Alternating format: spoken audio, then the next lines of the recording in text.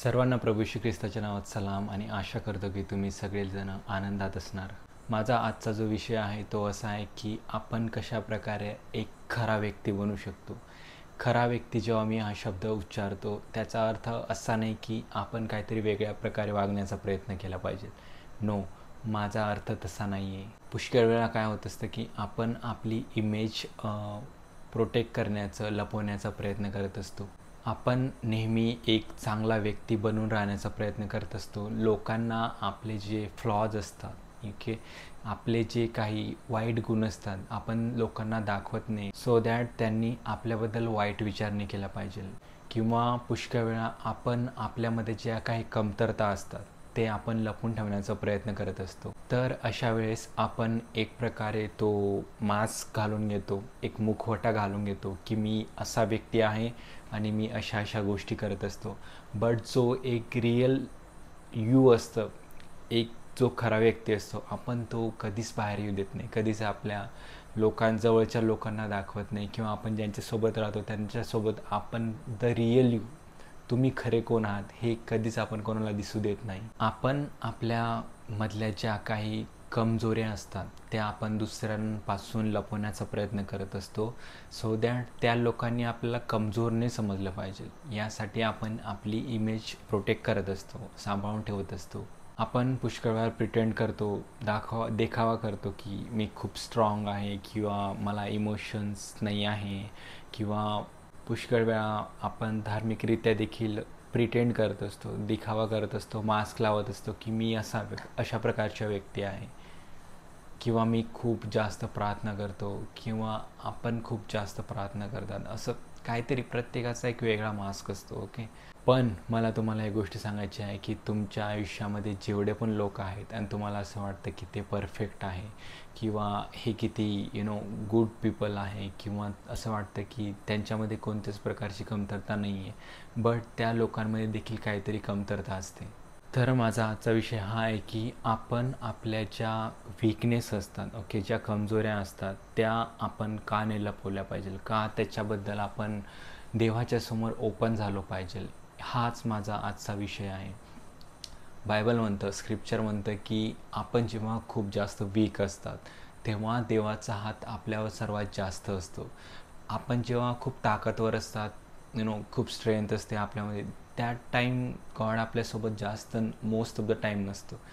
But जेव्हा आपण ॲक्च्युअलमध्ये weak असतो ना, त्या टायमाला देव आपल्यासोबत सर्वात जास्त राहत असतो. जर आपल्याला देवाच्या जवळ जायचे तर आपल्याला प्रिटेंड करणं, दिखावा करणं बंद करावं लागेल आणि आपल्या आयुष्यामध्ये जे काही फ्लॉज आहे, मिस्टेक्स आहे, कमीपणा आहे, तो आपल्याला देवाच्या समोर घेऊन यावा लागेल. का? ॲक्च्युली देव जे लोक फेक असतात, जे खोटे असतात, त्यांना कधीच शोधत नाही. तुम्ही जे काही शिष्य होते, येशूचे शिष्य होते, त्यांच्याबद्दल जर तुम्ही विचार केला तर ते सगळे लोक रिअल होते. ओके, मे बी आज आपल्यामध्ये राग असू शकतो, जळपा असू शकतो, आपलं जे कॅरेक्टर आहे ते प्रॉपर नाही आहे, जसं योग्य हवं आहे देवासाठी तसं नाही आहे. बट जर आपण हंबल झालो, नम्र झालो आणि देवाला म्हटलं, देवा मी परफेक्ट नाही आहे, माझ्यामध्ये चांगले गुण नाही आहे, मी 100% चांगला व्यक्ती नाही आहे, बट माझी इच्छा आहे की तू ये आणि माझं जे जीवन आहे, माझ्या जीवनामध्ये ज्या काही अपुऱ्या गोष्टी त्या पूर्ण करण्यासाठी मला मदत कर. 100% देव तुमच्याजवळ येणार आणि तुमच्या लाईफमध्ये जे काही फ्लॉज अँड मिस्टेक्स आहे, ज्या काही चुका आहे, त्या पूर्ण तो तुम्हाला कवर करण्यासाठी, कवर तर सोडा, परमनंटली काढून टाकण्यासाठी मदत करेल. देवाकडून गोष्टी लपवण्यापेक्षा प्रार्थनेमध्ये देवाला म्हणा की देवा, माझ्यामध्ये ही कमजोरी आहे आणि मी हे तुझ्याजवळ सोपवत आहे आणि यासाठी मला मदत कर. जेव्हा आपण देवाला सांगतो की मी खूप एक रागिष्ट व्यक्ती किंवा मी एक वाईट व्यक्ती किंवा माझ्यामध्ये ह्या चुका आहे आणि मी पूर्णपणे हे जे माझ्या वाईट सवयी हे मी तुझ्यावर सोडून देतो आहे, तेव्हा आपण देवाला हे दाखवतो की मी पूर्णपणे तुझ्यावर डिपेंड आहे. तर आपण देवाला अशा वेळेस जेव्हा आपल्या चुका ॲक्सेप्ट करत असतो, मान्य करत असतो चुका, त्यावेळेस आपण देवाला सांगत असतो, दाखवत असतो की मी पूर्णपणे तुझ्यावर अवलंबून आहे, पूर्णपणे मी तुझ्यावर डिपेंड आहे आणि तू माझ्या आयुष्यात ये आणि मला मदत कर. जेव्हा येशूने पेत्राला पाहिले फर्स्ट टाईम, एकदम पहिल्या वेळेस, तेव्हा पेत्र तिथं मासे पकडत होता. येशू त्याला म्हणतो की इथून पुढे तू माणसे पकडणारा मी तुला बनवणार. तेव्हा जो पेत्र असतो तो डायरेक्टली येशूच्या पायाकडे येऊन जातो, गुडघ्यांवर येऊन जातो त्याच्या, आणि येशूला तो म्हणतो की देवा, मी ह्या गोष्टीच्या लायक नाही आहे, प्लीज माझ्यापासून दूर होऊन जा. पेत्र येशूला म्हणतो की माझ्यामध्ये दोष आहे, माझ्यामध्ये राग आहे, माझ्यापासून प्लीज दूर होऊन जा. मी वाईट भाषा वापरतो, मला योग्य भाषा देखील वापरता येत नाही. इथं पेत्र लपवू शकत होता गोष्टी. ओके, तो येशूला सांगत होता, पेत्र इथं येशूला सांगू शकत होता की ओके, जीसस, येशूने मला निवडलेलं आहे. ओके, तिथं कुठेतरी आपल्यासारखा एखादा व्यक्ती असतं त्याला असं प्राऊड फील झालं असतं, येशूने मला निवडलं आहे याचा अर्थ मी खूप एक चांगला व्यक्ती आहे, मी पापी नाही आहे किंवा माझ्यामध्ये चुका नाही आहे, त्यामुळे मला येशू निवडत आहे. बट इथं पेत्र त्याच्या सगळ्या चुका येशूच्या समोर ठेवून देतो आणि येशूला सांगतो की मी ह्या गोष्टीच्या लायकीचा नाही, प्लीज माझ्यापासून दूर होऊन जा. बट तुम्ही इथं एक गोष्ट ऑब्झर्व करा, येशूने असं नाही सांगितलं की यू नो वॉट पेत्र, तू बरोबर म्हणतोय, तू रागिष्ट आहे, तुला खूप जास्त राग येत असतो, तू घाण भाषा वापरत असतो, उद्धटपणे बोलत असतो, तुझ्यामुळे ह्या सर्व चुका आहेत, तर तू बरोबर बोलतोय, मी तुला नाही घेणार. येशूने इथं असं म्हटलं नाही. जेव्हा पेत्र येशूसमोर सर्व दोष टाकतो, येशू पेत्राला म्हणतो तू एक खडक आहे आणि तुझ्यावर मी चर्च बनवणार. येशू इथं पेत्राला म्हणतो की पेत्रा, मला तुझ्याबद्दल सगळं माहिती आहे, तुला राग येतो, तू कुरकुर करत असतो, भांडण करत असतो, मारामारी करत असतो, सगळ्या गोष्टी घेऊन जातात त्याच्यात, मला सगळं माहिती आहे, येशू असं पेत्राला म्हणत असतो.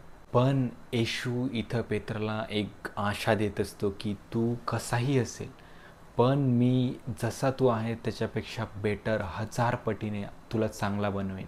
येशू आपल्याला कधीच असं एक फॉल्टी पर्सन म्हणून पाहत नाही, किंवा रागिष्ट व्यक्ती किंवा जळपा करणारा व्यक्ती, अशा नजरेने येशू आपल्याकडे कधीच पाहत नाही. येशूला सर्व माहिती असतं की आपण कशातून जातोय, कोणती परिस्थितीला आपण सध्या फेस करतोय, ह्या सगळ्या गोष्टी ऑलरेडी येशूला माहिती. पण येशूने स्टील तुम्हाला चूज केलं आहे. तुम्ही अजून पण पेत्रासारखे एक महान कार्य करू शकतात. किंवा हे बघा, येशू एका मंदिरामध्ये जाऊ शकत होता आणि तिथे एखाद्या जे लीडर्स होते त्याच्यामधून किंवा जे काय प्रीस्ट वगैरे होते त्यांच्यामधून एखाद्याला चूज करून सांगू शकत होता की तू आता माझा शिष्य बन. बट नाही, येशू इथं पेत्राकडे का गेला? तुम्हाला माहिती येशू तिथं का नाही गेला, त्या मंदिरामध्ये का नाही गेला, पेत्राकडे का गेला? बिकॉज ते जे चर्चमधले लोक होते ते मस्त एक सूट वेअर करायचे आणि प्रॉपर रीतीने एक मास्क वेअर करायचे, जे तिथं लोकांना शो ऑफ करायचे की आम्ही पापी नाही आहे, आम्ही कोणत्याच प्रकारचे पाप नाही करत, तुम्ही पापी आहेत, आम्ही दुधाने धुतलेले काइंड ऑफ पीपल, असे ते लोकांना दिखावा करायचे. आणि ते येशूला बिलकुल आवडत नाही. त्यामुळे येशू कधी एका टेम्पलमध्ये, चर्चमध्ये वगैरे नाही गेला तिथं आणि त्याचे शिष्य शोधले नाही त्यांनी तिथं. ते मंदिरामधले लोक मोठा जगा वगैरे घालायचे, प्रार्थना करायचे, सभासदांसाठी प्रार्थना करायचे, बट ते रिअल नव्हते. त्यांनी नेहमी मास्क वेअर केलेला असायचा आणि ते लोकांना दाखवायचे की आम्ही खूप छान आहे, पवित्र आहे, आम्ही दयाळू आहेत, एक्सेट्रा एक्सेट्रा. पण ते लोक गर्विष्ठ होते, कठोर होते आणि दुसऱ्यांना तुच्छ मानणारे होते. अशा लोकांसाठी, जे फेक लोक होते तिथले, त्या लोकांसाठी येशूने मत्ती 23 एक गोष्ट लिहिलेली आहे की तुम्ही चुना लावलेल्या कबरीसारखे आहेत, तुम्ही बाहेरून खूप छान दिसतात पण आतून तुम्ही मृताच्या हाडांनी भरलेले आहात. येशू इथे ॲक्च्युली म्हणत होता की तुम्ही लोक बनावटी आहे, तुम्ही रिअल नाही आहे. येशूने इवन त्यांना असं हा शब्द वापरला होता, हिपोक्रिट्स, ते इंग्लिशमध्ये. त्यांना इवन येशू ढोंगी म्हणून देखील म्हणत असतो. ते जे परुषी लोक होते ना, त्यांना एक प्रकारे मोह होता. तर मला हे म्हणायचं आहे की हा जो मोह असतो ना, तो आपल्या सर्वांमध्ये येत असतो.